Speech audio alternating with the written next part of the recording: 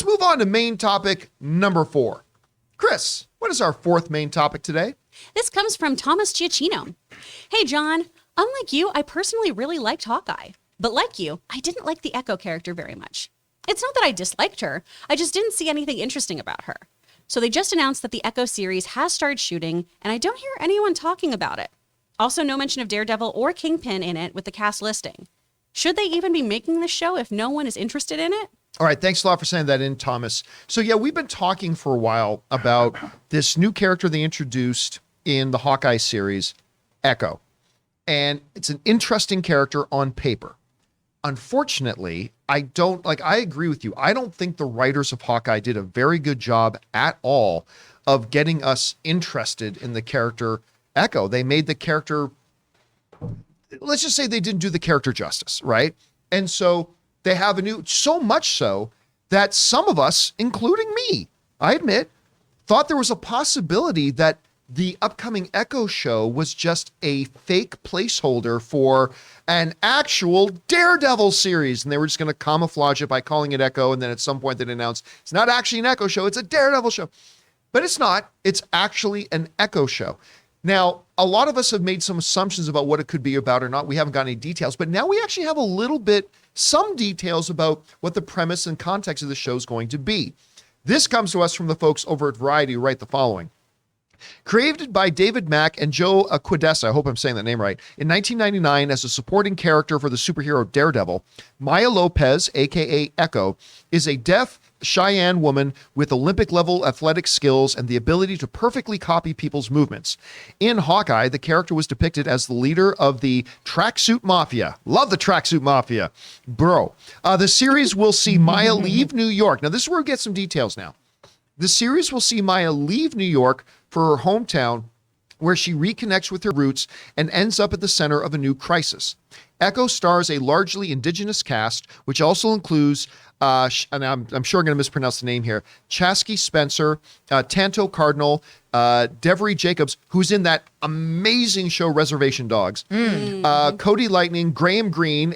Graham Greene is a classic Canadian actor for when there's any project in Canada that involves Indigenous people. Graham Greene's in it. He's in a lot of North American stuff too, in American films. And Zion McLaren, Indigenous director Sidney Freeland, Navajo, and Katarina McKenzie, I don't even know how to pronounce that, helmed the series, which is executive produced by Kevin Feige. Okay, so now we actually have some context. She's going to go back home to her family or where she grew up and like with a different cultural surrounding. This is the first thing that I've heard that has given me any interest in the show. And the reason it interests me is because, again, one of the things I love about the MCU is when they try to tell completely different kinds of stories. Yep. This is something the MCU has not done yet. So giving us a totally different context, totally different scenario, totally different kind of cast of characters. Now I'm like, okay, leaving New York. Like a lot of these stories is about the small town person going to the big city. It's the big city person going back to the small town. And given the different cultural context of it, okay, so this is something new and unique and different. Okay, that's mildly interesting. I'm not going to lie and say it suddenly makes me super excited about this show. I'm not. And that's the showrunner's faults from Hawkeye, to be honest with you. It is interesting to note, though, that a lot of people early on, there was words going around that the main side characters in this Echo show were going to be Daredevil and Kingpin, because obviously they have a connection to her. No mention of them yet. Now, I think they will probably pop up. I think both of them will probably pop up, but it'll probably be very, very small cameo-ish type of appearances, stuff like that. But, we'll see. Different reports coming around that maybe they pop up here and there, and so we'll see. But this is the first thing that's made me even a little bit interested. Do I think people are interested in the show? No. I am sensing no excitement or buzz online for Echo.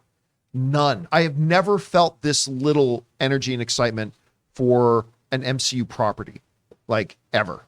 When is it coming out? I don't know. They just started production on it, so I'm not sure. But they're filming. They're actively filming. As of this week, they're actually now filming. Okay. So I've never felt less enthusiasm for it. So I have a feeling maybe they shouldn't have done it. But listen, Kevin Feige thinks they've got a story that's worth telling. Let's give it a shot. Might end up being our favorite thing ever. But for now, yeah, it's kind of in an odd place. Mm-hmm. Chris, you hear these new details about it. Where has your excitement for Echo been, and what does this new information do to that? Well, like you, Hawkeye wasn't my favorite of the series, but I did find Echo to be a very, very compelling character.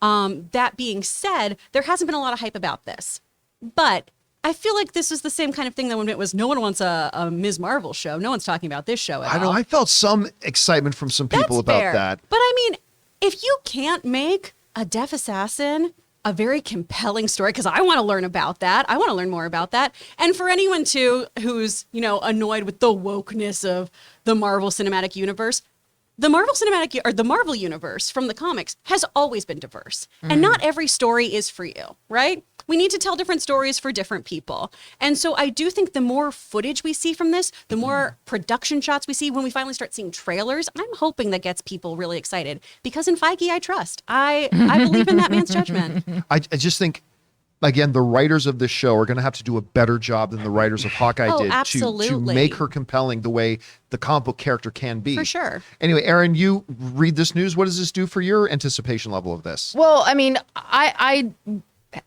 I didn't watch Hawkeye. I'm going to be honest. You're not missing much. Yeah, and that's the thing, is I really do hope that, like you said, the writers can make this an exciting story that people want to watch. I had no interest in watching WandaVision at all. I had none. And it was and remains my absolute favorite of the entire MCU streaming. Obviously, the streaming shows, not part of the movies. And I loved it, and I think that it will be very hard for someone to topple WandaVision for me. What I really loved about Moon Knight was getting a glimpse into a completely different world, with Mohammed Diab directing so many of the episodes and really creating the world of Egypt as it was supposed to be, and telling these stories and really bringing me into a world that I just was not familiar with. And so that's what I'm looking forward to in this, is seeing, sometimes when I've talked in the past about having superhero burnout or superhero fatigue. And for me, a lot of that comes from just seeing the same thing over and over again. You can only choreograph so many different kinds of fights. For me, it's always about the story. And when we have characters that are set in a different environment, then to me, that creates ultimately different conflicts, different challenges for those people, and those superheroes, and a different story that can be told. And so I'm actually really looking forward to this, because of the same thing that I stumbled upon in Moon Knight was, wow, I have been exposed to a whole new world that I was not familiar with before, and now I'm really intrigued by. So I'm looking forward to not only the storyline of her going back to her home and exploring what that looks like from a native perspective, but also the fact that she's deaf, and what are the challenges that she encounters because of that, that we haven't seen before.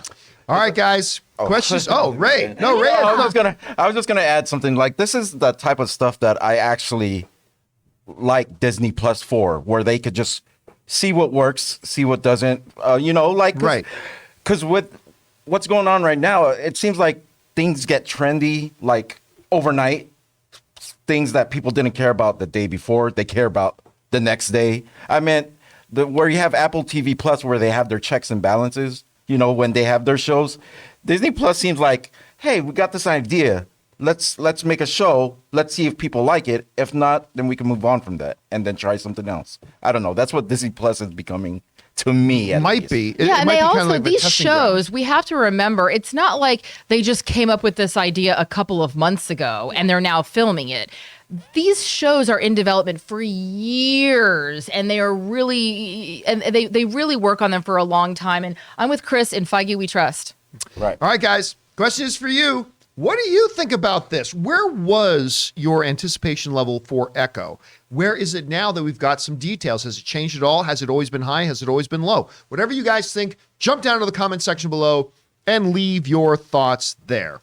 Guys, we want to take a minute and thank the sponsor of this video, ExpressVPN. Now, you guys have all already heard about ExpressVPN. I've talked about it a number of times in my videos. It's the best way to protect your privacy online and to give you that security online that we all need. And there's another practical reason why viewers of this show love using ExpressVPN.